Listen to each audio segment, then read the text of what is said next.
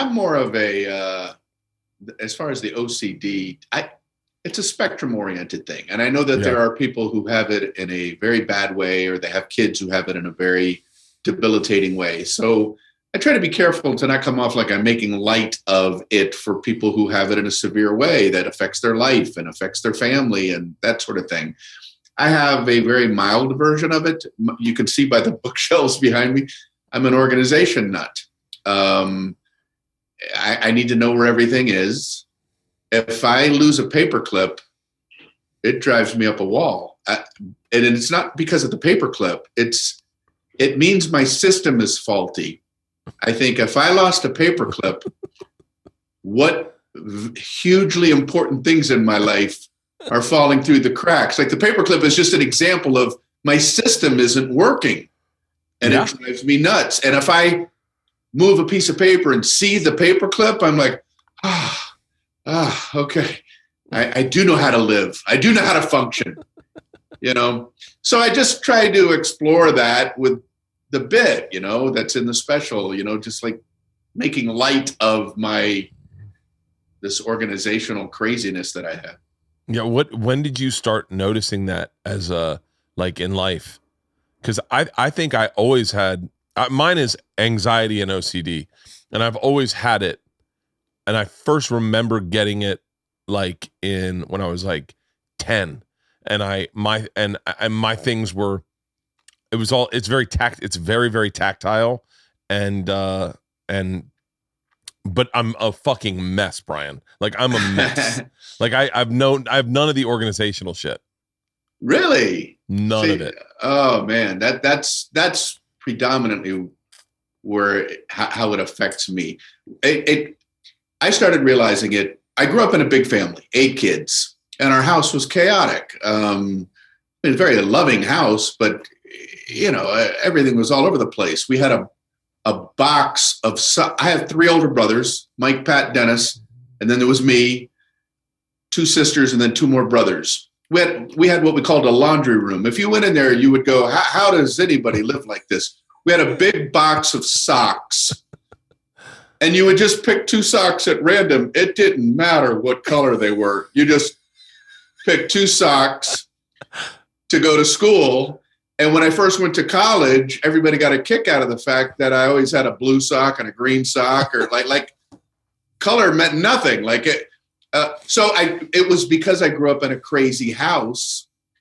It wasn't until I got to college, I had a roommate my freshman year. My sophomore year, I didn't have a roommate. The guy transferred to another school, and I'm like, this is the first time I can set up things the way I want them. Yeah. And I went like crazy. Like my closet, I wish I had taken a photo of it. Like I had the thickest jackets, and then I had lighter jackets. Every hanger was 3/4 of an inch from the other one. And then I had sweaters.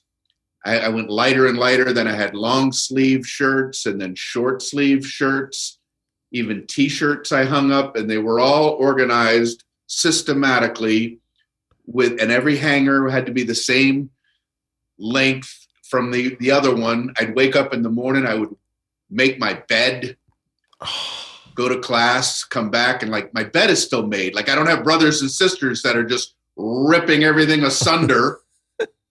So I felt I had a little control. And so that's kind of where it started, was probably my sophomore year in college. At least started in terms of me realizing I could control things, But the pendulum can go too far when you live with people. And, I have kids, you have kids. It's like, I can't let this affect them. Like when you have kids, you have to accept the fact that there are going to be nicks on the wall. You just have to change. You have to go, this has to be my thing. This can't be my kid's thing, Oh, my kids make fun of me because one of my things is making sure all the doors are locked. All the doors are locked, and like at night I want to. And then, by the way, I know that doesn't even sound crazy, but I'm the kind of person that I'll lock the doors and I'll go, wait, did I actually look at that front door? I don't wonder if I close it. I'm going to just do it one more time. Right. And when I for a period of time, I would set up booby traps on doors.